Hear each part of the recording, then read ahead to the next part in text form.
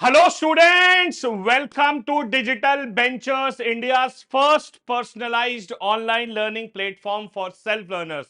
जितने लोग चैनल पे नए हैं फटाफट चैनल को सब्सक्राइब कर दें और बेल आइकन को जरूर दबा दें ताकि आने वाली सभी क्लासेस का नोटिफिकेशन आपको मिल सके। इस वीडियो को सब लोग लाइक कर दें और शेयर कर दें ताकि और भी लोग हमारे साथ इस मुहिम में जुड़ सकें। सो हाउस द जोश ऑफिसर्स।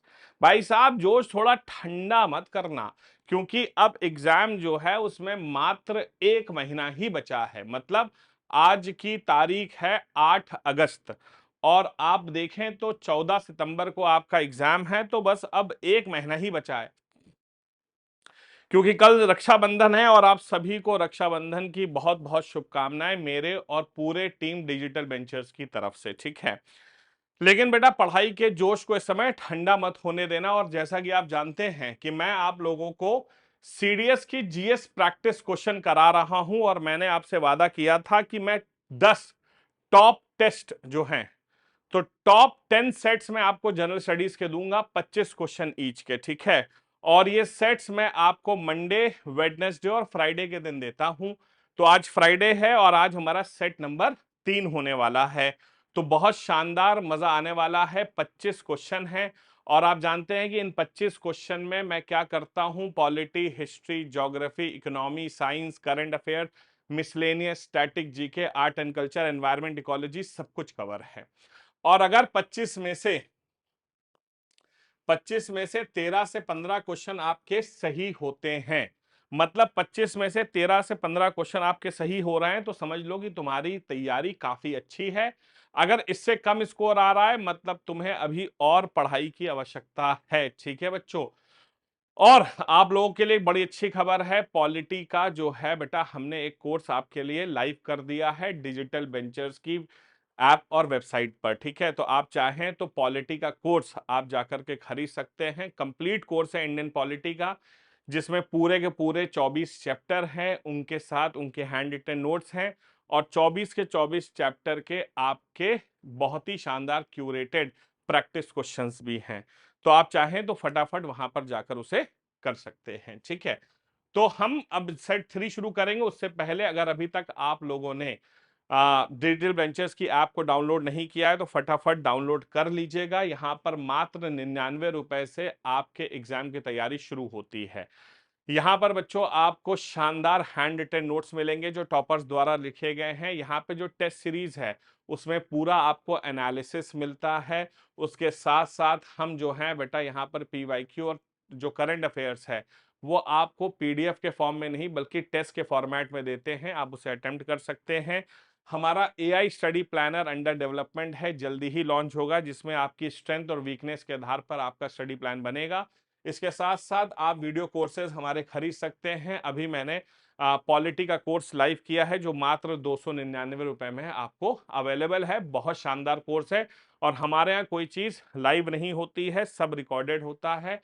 तो बेहतरीन कोर्स है, जाइए और एक बार में आप उसे पढ़ सकते हैं। ठीक है बच्चों, अधिक जानकारी के लिए आप क्या कर सकते हैं, हमें 7800099699 पर कॉल या व्हाट्सएप भी कर सकते हैं। और इसके साथ साथ इन सब चीजों का लिंक नीचे डिस्क्रिप्शन बॉक्स में दिया है, go and check it out. ठीक है, चलिए शुरू करते हैं। पहला क्वेश्चन सेट नंबर 3 का ये रहा, the Simon commission was opposed by Indian leaders primarily because. भारतीय नेताओं ने साइमन कमीशन का विरोध मुख्य रूप से किस कारण से किया था? It aimed to divide Bengal again, it denied dominion status to India, it included no Indian members, it proposed suspension of civil liberties.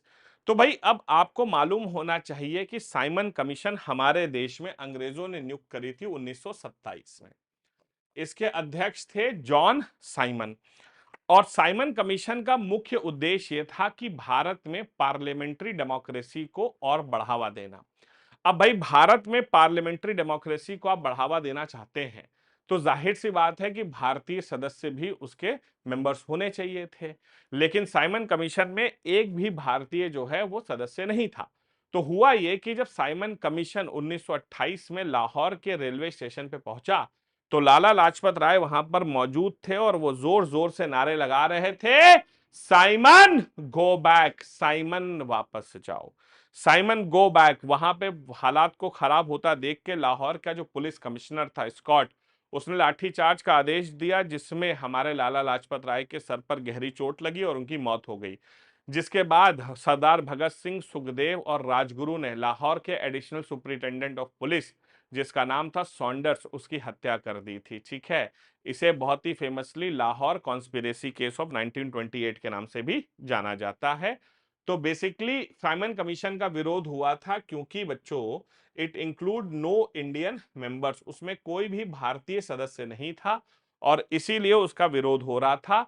Simon commission आया था भारत में पार्लियामेंट्री डेमोक्रेसी को और बढ़ावा देने, संसदीय लोकतंत्र को बढ़ावा देने। अंग्रेजों की चाल थी बेटा, सब बतौलेबाजी थी, करते वो कुछ नहीं थे। ठीक है, तो राइट आंसर यहां पर सी हो जाएगा। ठीक है, next, which of the following is not a fundamental duty under article number 51A। इसमें से कौन सा अनुच्छेद 51A के तहत मौलिक कर्तव्य नहीं है? भाई आपको मालूम है कि हमारे भारतीय संविधान के आर्टिकल नंबर 51A में 10 नहीं, अब तो 11 फंडामेंटल ड्यूटीज बताई गई हैं। हमारे देश में फंडामेंटल ड्यूटीज का कंसेप्ट सरदार स्वर्ण सिंह कमेटी की रिकमेंडेशंस पर 42वें संवैधानिक संशोधन 1976 के तहत जोड़ा गया था। सरदार स्वर्ण सिंह ने कहा था कि 8 फंडामेंटल ड्यूटीज ऐड की जाएं, भारत सरकार ने 10 ऐड करी, हालांकि अभी प्रेजेंटली 11 हैं और 11वां फंडामेंटल ड्यूटी 86 अमेंडमेंट एक्ट 2002 में जोड़ा गया था, जिसके तहत कहा गया था कि हर माँ बाप की जिम्मेदारी है कि अपने 6 से 14 साल के बच्चों को स्कूल भेजें। तो इनमें से कौन सा फंडामेंटल ड्यूटी नहीं है? To protect the sovereignty of India, to vote in elections, to promote scientific temper, to safeguard public property. इनमें से कौन सा फंडामेंटल ड्यूटी नहीं है? पूछा गया है कौन सी ड्यूटी नहीं है बच्चों। To protect the sovereignty of India, ये तो फंडामेंटल ड्यूटी है, ये नहीं हो सकता। टू प्रमोट साइंटिफिक टेम्पर, बिल्कुल बेटा साइंटिफिक टेम्पर हमारे अंदर होना चाहिए। पब्लिक प्रॉपर्टी को सेफगार्ड करना चाहिए। वोट इन इलेक्शन जो है वो भारतीय संविधान के आर्टिकल नंबर 326 में बताया गया है, जो कि राइट टू वोट के बारे में बताया गया, और वोट करना बेटा एक सिविक ड्यूटी है। आज भी आप देखेंगे कि भारत में जब चुनाव होते हैं तो हार्डली 60 से 65% ही वोट पड़ते हैं टोटल टर्न अराउंड। मतलब यह है कि भारत में 30-35% भारत ऐसा है जो वोट ही नहीं डालता है। ठीक है, 30-35% भारत ऐसा है जो वोट ही ना डालता। आप सच्चाई समझो, हमारे देश में सरकारें कब बनती हैं? एवरेज सच बताऊं, जब सरकार हमारे देश में बनती है तो एवरेज उन्हें 30-35-40% ही वोट मिलते हैं। मतलब कि एक ऐसा भारत भी भारत में है जो वोट ही नहीं डालता है। मतलब अगर वो वोट डाले तो हो सकता है कि वो अपने आप में एक सरकार चुनने के बराबर हो, लेकिन अनफॉर्चुनेटली भारत में बहुत सारे लोग ऐसे हैं जो वोट भी नहीं डालते हैं। ठीक है, next, which of the following statements are correct regarding the revolt of 1857? 1857 के विद्रोह के संबंध में निम्नलिखित कथनों पर विचार करिए। हिस्ट्री का बड़ा अच्छा क्वेश्चन है। Rani Lakshmibai led the revolt in Kanpur, Mangal Pandey was hanged at Barrackpore, the revolt led to the abolition of the East India company. अब देखिए ऐसे क्वेश्चन को सॉल्व करना मुझे बहुत पसंद है। तो भाई होता क्या है कि 1857 की क्रांति में बहुत खून खराबा हुआ था, आपको मालूम है, और ब्रिटिश क्वीन इससे बहुत नाराज हो गई थी। तो हुआ यह था कि government of India act 1900 sorry government of India act 1858 पास किया गया था, और इसके तहत डिसाइड किया गया था कि ईस्ट इंडिया कंपनी का जो पावर है वो भारत में खत्म कर दिया जाएगा और ब्रिटिश क्राउन शासन को अपने हाथ में लेगा। तो तीसरा स्टेटमेंट यहाँ पर बिल्कुल सही है। ठीक है, मतलब भैया ये तो हो नहीं सकता। मंगल पांडे जी को बैरकपुर में फांसी दी गई थी, दूसरा स्टेटमेंट भी बिल्कुल सही है, मतलब ये भी नहीं हो सकता। रानी लक्ष्मीबाई जी ने रिवोल्ट लीड किया था कानपुर में नहीं बेटा, झांसी में। कानपुर में रिवोल्ट को लेड करने वाले थे 3 लोग, जिसमें नाना साहिब जिनका असली नाम था डोंडू पंत, उनके एक सलाहकार थे अजीमुल्ला, और तीसरे नंबर पे थे मराठा सर सेनापति जिनका नाम था तांतिया तोपे। सो राइट आंसर बेटा यहां पर बी हो जाएगा, 2 एंड 3 आर करेक्ट। ठीक है, सो कानपुर में रिवोल्ट लेड किया था आपके नाना साहिब ने, अजीमुल्ला ने, और आपके तांतिया तोपे ने। तो राइट आंसर बी होगा, 2 and 3 is the right answer. बहुत अच्छा। Consider the following statements about ocean salinity. Salinity is generally higher near the equators due to high evaporation. विषुवत रेखा के निकट उच्च वाष्पीकरण के कारण सामान्यता लवणता अधिक होती है. Enclose seas like Mediterranean have higher salinity. River inflow reduces salinity at deltas. नदियों की प्रवाह डेल्टा क्षेत्रों में लवणता को घटाता है. बेटा सैलिनिटी आप जानते हैं. ठीक है. एवरेज सैलिनिटी हमारे जो समुंदर होते हैं उनमें कितनी होती है? 35 पीपीटी. एवरेज जो सैलिनिटी होती है समुंदर में वो 35 पीपीटी होती है. मतलब 35 ग्राम सॉल्ट पर 1 litre of water. Her 1 litre of पानी में करीब 35 ग्राम नमक होता है. इसको डिनोट हम ऐसे करते हैं, जैसे परसेंटेज के आगे 2 गोले बना दो ऐसे. तो ये सैलिनिटी होती है. अब जाहिर सी बात है कि रिवर जो होती है वो फ्रेश वाटर का सोर्स होता है. तो जहां रिवर होगी फ्रेश वाटर से जो सैलिनिटी है वो कम होगी. बिल्कुल सही है. ये स्टेटमेंट यहां पर बिल्कुल परफेक्ट है. मतलब तीसरा स्टेटमेंट गारंटी सही है. मतलब ये नहीं हो सकता. Enclose sea like Mediterranean have higher salinity. बेटा जाहिर सी बात है जो क्लोज्ड एरिया होते हैं जहां पानी का आउटलेट नहीं होगा तो गर्मी से इवेपोरेशन होगा और नमक नीचे बढ़ेगा. इसीलिए आप देखेंगे पॉन्ड और लेक्स में जो है सैलिनिटी बहुत ज्यादा होती है. दूसरा स्टेटमेंट भी यहां पर सही है. मतलब ये भी नहीं हो सकता. और हायर नियर द इक्वेटर्स, क्योंकि इक्वेटर्स पे सूरज की रोशनी सीधी पड़ती है, गर्मी ज्यादा होती है, तो सैलिनिटी भी हायर होगी. ये स्टेटमेंट भी गलत है. राइट आंसर बच्चों यहां पर डी हो जाएगा, जिसे हम कहते हैं हमारा सरकारी ऑप्शन. डी को हमने क्या नाम दिया है बच्चों? सरकारी ऑप्शन. ठीक है, तो ये सरकारी ऑप्शन है. D is the right answer. अपने मार्क्स और अपने जो आंसर्स हैं ना वो कमेंट सेक्शन में बताते रहा करो, तभी मजा आता है. Question number 5. In context of biodiversity conservation, what is the significance of the Kunming Montreal Global Biodiversity Framework adopted in 2022 and implemented till 2030? जैव विविधता संरक्षण के संदर्भ में 2022 में अपनाए गए और 2030 तक लागू किए गए कुनमिंग मॉन्ट्रियल वैश्विक जैव विविधता रूपरेखा का क्या महत्व है? It focuses on eliminating on plastic pollution globally. It aims to conserve 30% of global land and marine areas by 2030. It mandates carbon neutrality for all signatories by 2030. It replaces Kyoto Protocol on biodiversity. बहुत बढ़िया है. ये है कनमिंग Montreal global biodiversity framework. हाँ जी. सो कनमिंग Montreal global biodiversity framework के तहत main M है कि दुनिया भर के जो 30% ग्लोबल लैंड है और मरीन एरियाज हैं उन्हें कंजर्व करना. बिल्कुल सही है. It aims to conserve 30% of global land and marine areas by 2030. ठीक है, बहुत बढ़िया. Kunming Montreal global biodiversity framework. अब ये क्वेश्चन जो था ये आपका एनवायरमेंट इकोलॉजी का क्वेश्चन था. बहुत बढ़िया क्वेश्चन था. आई होप आपने इसे सही किया होगा. ठीक है. Which mountain pass connect Sikkim with Tibet? कौन सा दर्रा सिक्किम को तिब्बत से जोड़ता है? रोहतांग पास, लिपुलेक पास, नथुला पास या जेलेपला? बहुत बढ़िया है. तिब्बत को सिक्किम से जोड़ता है. देखिए पासेस क्या होते हैं बेटा? नेचुरल वेज होते हैं जो एक पहाड़ को दूसरे पहाड़ से जोड़ते हैं. ठीक है. अब पासेस हमारे देश में बहुत सारे हैं. वैसे कुछ बहुत मेजर पासेस हैं जो आपको याद रखने होते हैं, जैसे कि जेलेपला है, नाथुला है, बॉमडिला है, लिपुलेखला है. ठीक है, हाँ जी. ये सब हमें याद होने चाहिए. तो अगर रोहतांग पास की अगर हम बात करते हैं तो रोहतांग तो बेटा हिमाचल में है, ये तो हो नहीं सकता. जेलेपला जो है ये हिमाचल प्रदेश में है. नहीं, नथुला जेलेपला जो है ये भी सिक्किम में है. ये जो है लिपुलेक नहीं होगा. राइट आंसर सी हो जाएगा बेटा, नाथुला पास. नाथुला पास जो है ये सिक्किम को तिब्बत से जोड़ता है. बहुत बढ़िया है. जेलेपला और नाथुला ये दोनों जो है हमारे सिक्किम में है. ठीक है, हाँ जी. कुछ हिमाचल में है, कुछ कश्मीर में है. कश्मीर में जैसे जोजिला है, बॉमडिला है, सॉरी जोजिला है. और बॉमडिला जो है अरुणाचल प्रदेश में आपको मिलेगा. ठीक है. तो ऐसे बहुत फेमस माउंटेन पासेस हैं. अब कुछ पासेस ऐसे भी हैं जहां सरकार ने सड़कें बना दी हैं. तो जो सड़कें बना दी हैं तो वो तो मोटरेबल पासेस होते हैं. बाकी पासेस को आप पैदल क्रॉस कर सकते हैं. ठीक है. ठीक है, हाँ जी।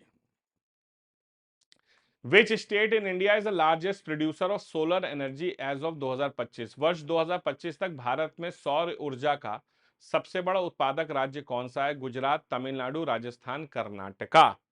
तो जाहिर सी बात है, सोलर एनर्जी जो है बेटा वो हमेशा वहां पर ज्यादा होगी जो ट्रॉपिक ऑफ कैंसर के आसपास वाले क्षेत्र हैं। ठीक है, हाँ जी। ट्रॉपिक्स के आसपास वाले क्षेत्र हैं तो तमिलनाडु और कर्नाटका तो होने से रहा। अब गुजरात और राजस्थान ही हो सकता है, लेकिन राजस्थान क्योंकि बेटा बड़ा क्षेत्र है, ठीक है, गुजरात के कंपैरिजन में, तो वहां पर प्रोड्यूसिंग ज्यादा होती है, इसी वजह से राजस्थान जो है वो राइट आंसर होगा सी यहां पर। ठीक है, गुजरात के नॉर्दर्न पार्ट में भी डेजर्ट है और राजस्थान के वेस्टर्न पार्ट में थार डेजर्ट है। गुजरात के नॉर्दर्न पार्ट में कच्छ वाला एरिया में डेजर्ट आपको मिलता है। ठीक है, राइट आंसर यहां पर सी हो जाएगा, Rajasthan. Which Indian physicist first propose the concept of boson particle now linked to the Higgs mechanism? किस भारतीय विज्ञानी ने बोसोन कण की अवधारणा सबसे पहले प्रस्तुत की थी जो अब हिग्स तंत्र से जुड़ी है? सीवी रमन, मेघनाथ साहा, सत्येंद्र नाथ बोस या होमी जहांगीर भाभा? तो आप सब ने बहुत ही फेमस बोस आइंस्टाइन थ्योरी के बारे में सुना होगा। जी हाँ, वो बहुत पहले दी गई थी और अभी जो है उसे हिग्स मैकेनिज्म से जोड़ा गया है। तो राइट आंसर बच्चों यहाँ पर सी हो जाएगा, सत्येंद्र नाथ बोस। तो बोस आइंस्टाइन थ्योरी के बारे में आप लोगों ने सुना होगा। ठीक है, Bose Einstein statistics leading to the classification of bosons. हाँ जी। Which of the following statements are true about the nuclear fusion? देखिए, फिशन नहीं पूछा गया, फ्यूजन।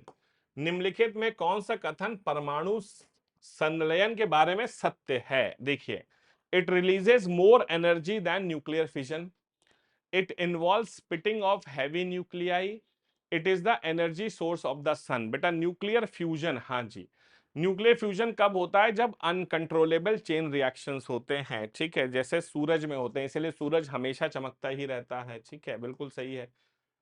सो तीसरा स्टेटमेंट तो यहां पर गारंटी सही है, इट रिलीजेस मोर एनर्जी। अब दूसरा statement, it involve splitting of heavy nuclei, ये गलत है बेटा। हैवी न्यूक्लियाई का जो स्प्लिटिंग है वो न्यूक्लियर फिजन में होता है, फ्यूजन में नहीं होता है।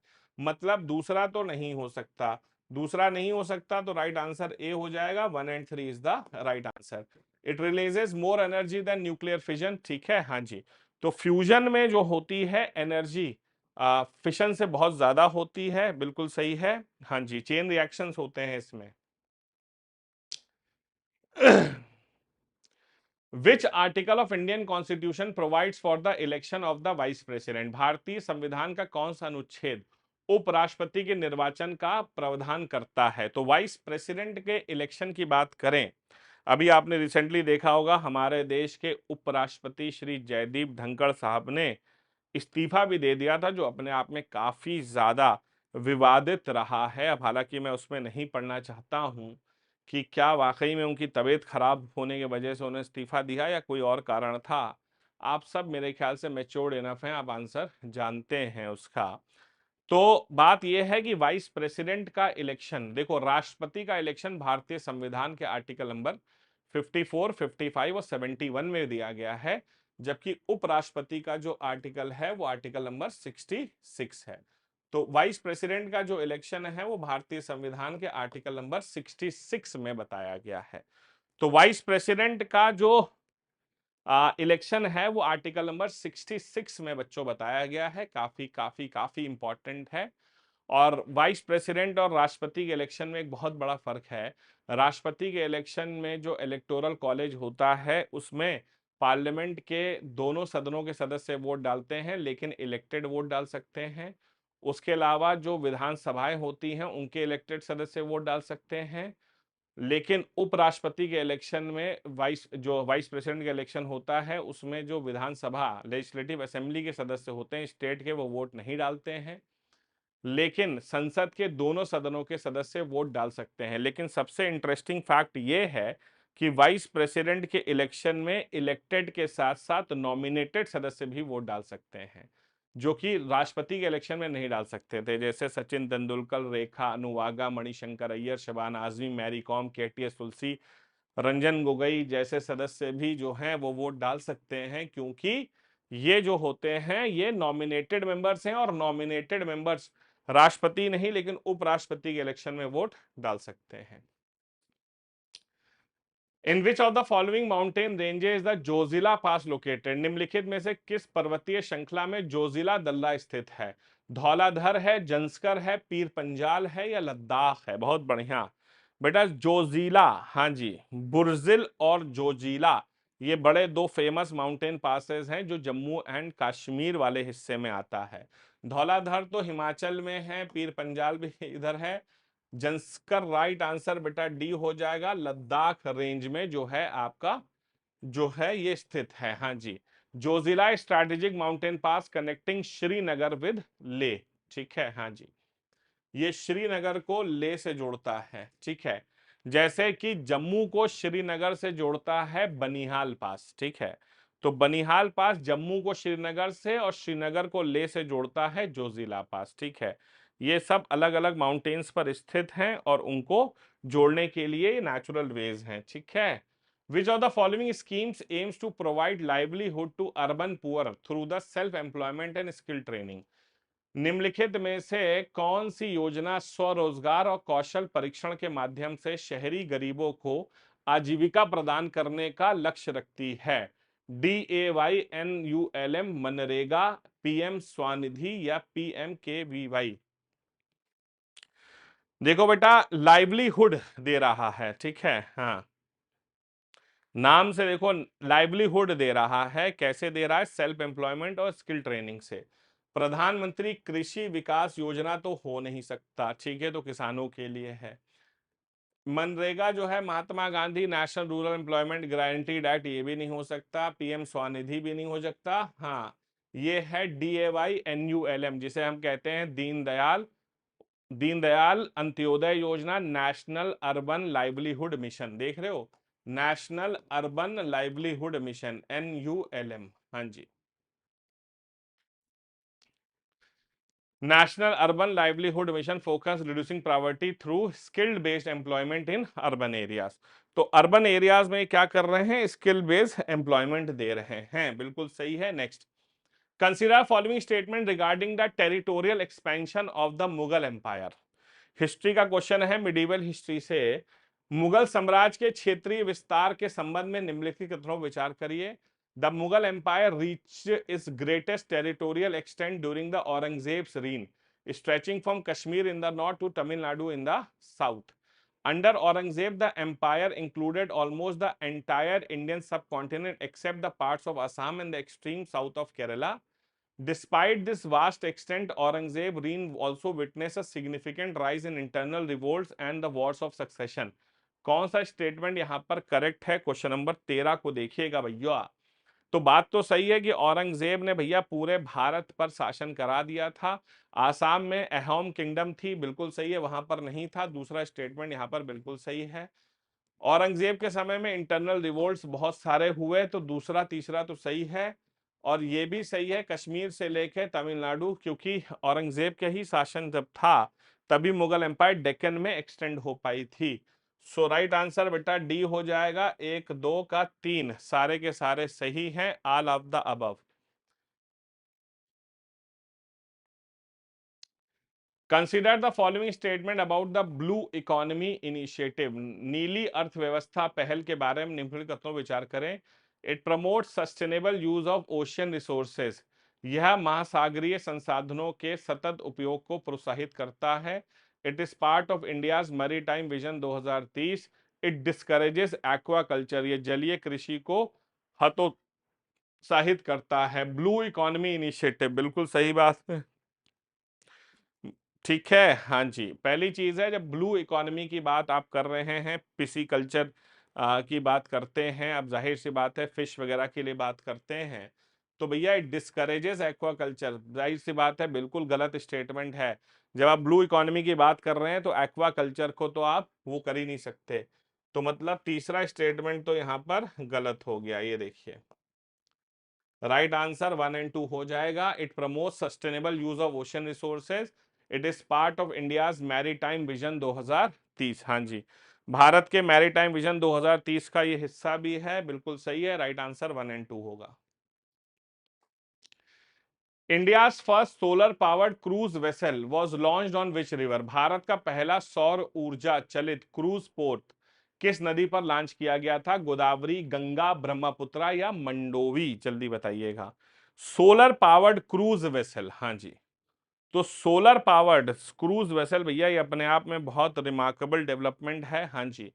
तो सूर्य ऊर्जा से चलने वाला जो है क्रूज वेसल सबसे पहले बेटा मंडोवी रिवर पर निकाला गया।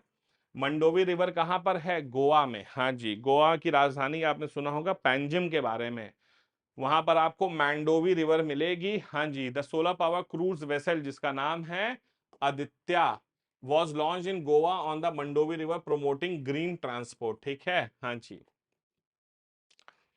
सोलर पावर्ड बहुत इंपॉर्टेंट है। अभी आपने देखा होगा कि ग्रेटा थनबर्ग के बारे में भी आपने सुना होगा, जो एनवायरमेंटलिस्ट हैं स्वीडन से, वो उनके साथ परेशानी है कि वो हवाई जहाज में नहीं बैठती। जब उन्हें यूनाइटेड नेशंस बुलाया गया तो उन्होंने कहा भैया देखो ऐसा है कि मैं आ तो जाऊंगी लेकिन हवाई जहाज में नहीं बैठूंगी। उनका मानना है कि हवाई जहाज जो हैं वो बेटा सारा एटमॉस्फेयर खराब कर रहे हैं और क्लाइमेट चेंज के लिए बहुत बड़े रिस्पॉन्सिबल हैं।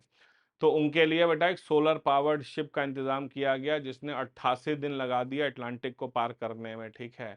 लेकिन उन्होंने अपनी जिद पकड़ ली थी कि भैया मैं तो सोलर पावर्ड शिप से ही जाऊंगी अगर जाना है तो, ठीक है। वो हवाई जहाज में नहीं बैठती हैं, ठीक है। उनकी माँ एक बड़ी फेमस सिंगर भी हुआ करती थी। उनकी माँ ने अपनी बेटी के एक्टिविज्म को देखते हुए अपना कल्चर भी अपना करियर त्याग दिया, क्योंकि उन्हें ट्रैवल करना पड़ता था हवाई जहाज से। तो हवाई जहाज से ट्रैवल नहीं करती हैं। कहते हैं ना कि be the change you want to see in the world. आप बात क्लाइमेट चेंज की करते हो लेकिन हवाई जहाज में अगर ट्रैवल कर रहे हो तो जाहिर सी बात है एरोप्लेन्स जो हैं वो क्लाइमेट चेंज में बहुत बड़ा योगदान कर रहे हैं। पूरा जो ओजोन आसमान है ना बेटा, उसे वो पूरा तेल जला जला के जो है ना सबसे ज्यादा पोल्यूशन वही करते हैं, ठीक है, हाँ जी। एक बार एक बड़ा फेमस एडवर्टीजमेंट लगाया था स्पाइस जेट ने कि हमें जो है ग्रीन दिवाली बनानी चाहिए। तो किसी ने बहुत अच्छा कमेंट किया था, देखो लुक हु इज सेइंग, है ना बेटा, तुम्हारे हवाई जहाज आसमान को जाके जला रहे हैं और तुम कह रहे हो कि हमें दिवाली में पटाखे नहीं जलाने चाहिए। तो कहते हैं ना कि दूसरों पे आरोप लगाने से पहले खुद के गिरेबान में झांकना बहुत जरूरी है लाइफ में, ठीक है, हाँ जी। Which of the following river system is not part of the Ganga basin but drains into the Arabian Sea? निम्नलिखित में कौन सी नदी प्रणाली गंगा बेसिन का हिस्सा नहीं है बल्कि अरब सागर में गिरती है? चंबल, बेतवा, माही, केन? बहुत आसान क्वेश्चन है, बहुत आसान क्वेश्चन है, बहुत आसान। वाह भाई वाह, क्या बात है सर, क्या बात है, जल्दी बताइए आंसर बताइए कि अरेबियन सी में गिरती है।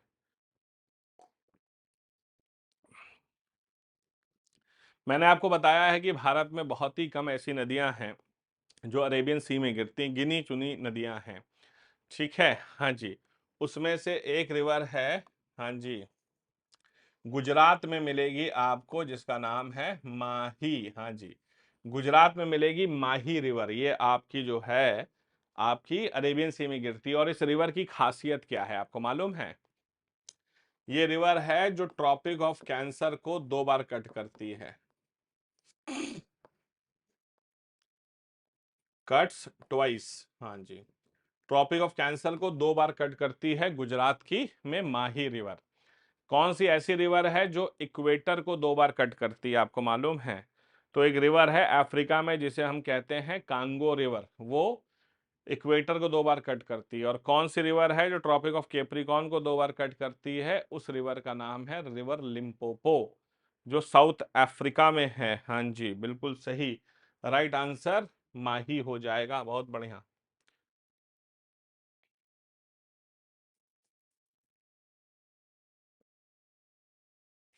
Which article of Indian Constitution grants the power of the judicial review to the Supreme Court?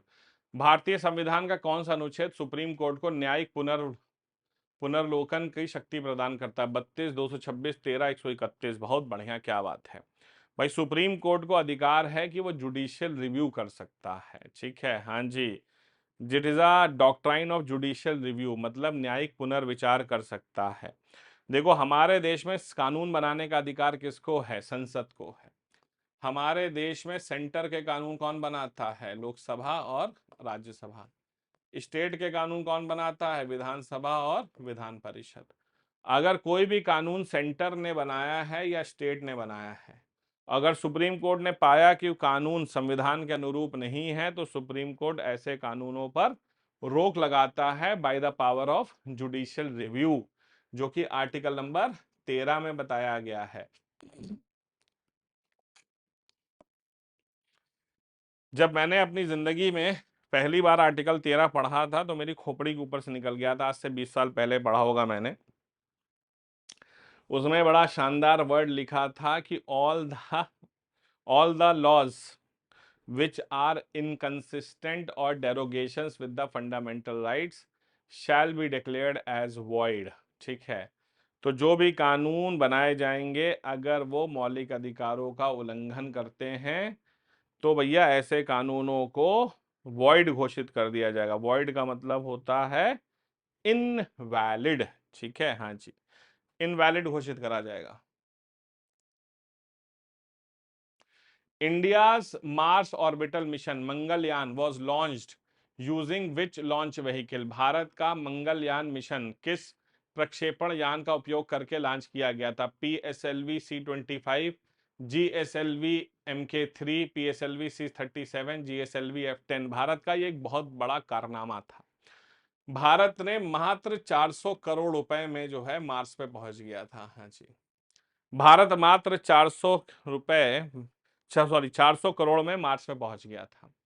7 रुपए किलोमीटर भारत को पड़ा था, जो ऑटो से भी सस्ता पड़ता है। और बेटा भारत ने एक ऐसे जो है व्हीकल से भेजा था जो से मून तक ले जाने के लिए पॉसिबल था। वो था PSLV, polar satellite launch vehicle C-25।